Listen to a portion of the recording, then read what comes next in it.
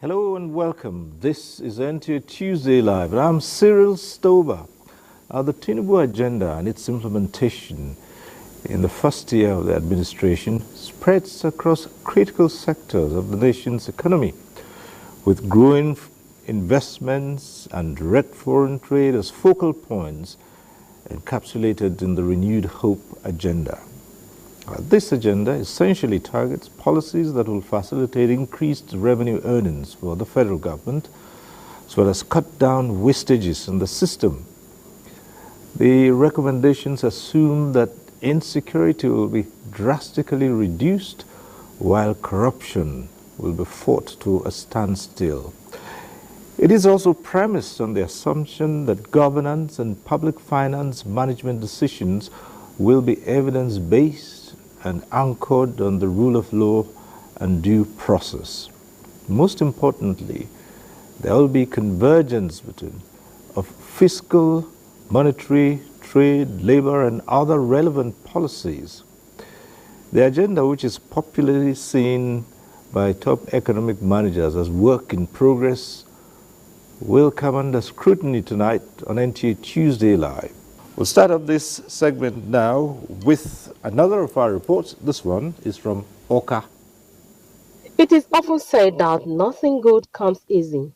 As one who likes to take the bull by the horns, through tough decisions, political activists in Anambra State say President Tinubu has a clear strategy to reform and revive the nation's economy through his 8-point agenda of food security, poverty eradication, growth, job creation, access to capital, inclusion, rule of law, and fighting corruption. If we take up the issue of anti-corruption fight by this administration, of course you agree with me that things have actually changed, that the government has now granted full autonomy to the EFCC to be able to carry on with its functions.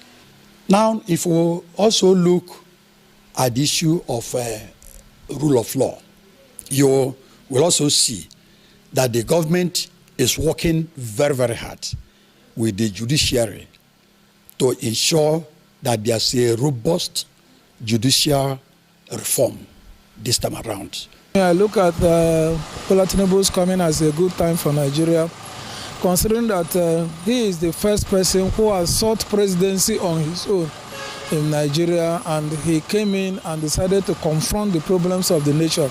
Mr. President, the new agenda is a very welcome one.